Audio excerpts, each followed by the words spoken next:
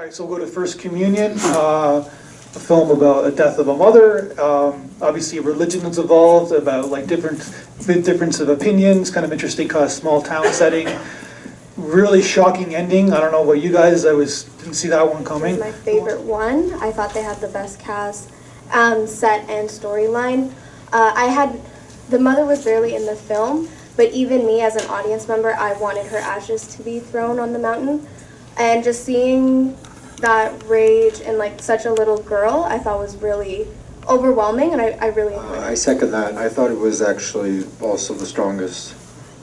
Visually, characters, it just had a cinematic tone, so it grabbed me right away. Yeah, I quite like this one as well. I think the ending, I agree, was the strongest part of it. I love the Hail Mary over kind of this, kind of wondering what's happening, but the Hail Mary happening throughout the whole thing, and as soon as she drops it and the flames come up, I was feeling it.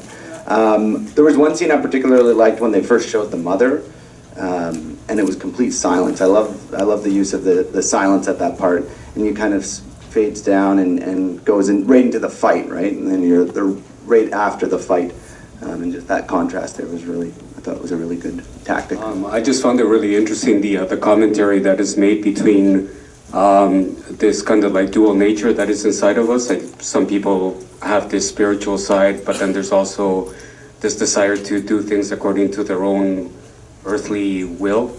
And I found it really interesting how the mother, she appeared to be very devout, but it seemed like she was very vocal about this wish of having her body burned and having her ashes scattered, which from my understanding is not very, it doesn't really align to the faith and kind of like the what happens after you die and that sort of thing. And also the daughter, when she's praying the Hail Mary, and as she's praying the Hail Mary, or I guess recounting it in her mind, she sets her mother's body on fire.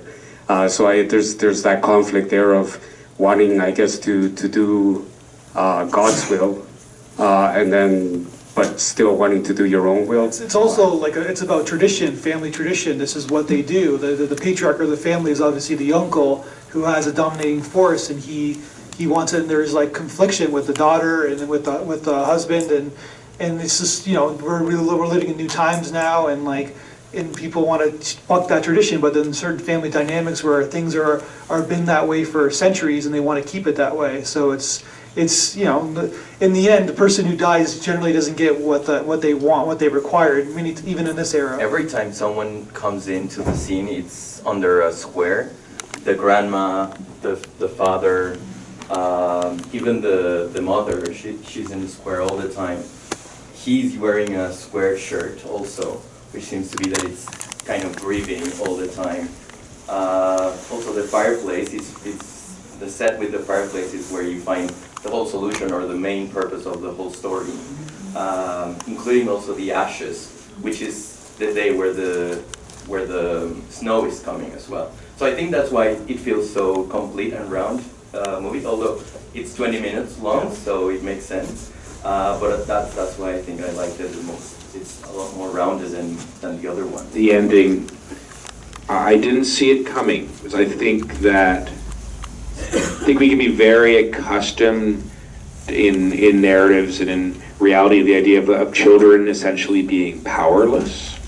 And so I felt like it was setting up something that it would be, say, like a conflict or an unresolved issue that the child would carry perhaps for the rest of their lives.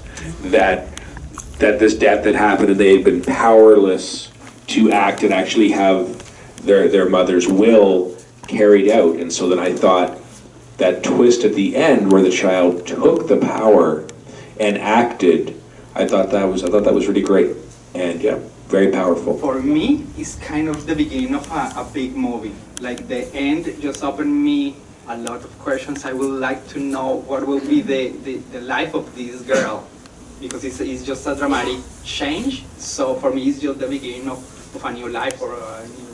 Yeah. So we need the sequel, the Second Communion, right? So yeah. Okay, so there's the first half of films. Hope you guys enjoy.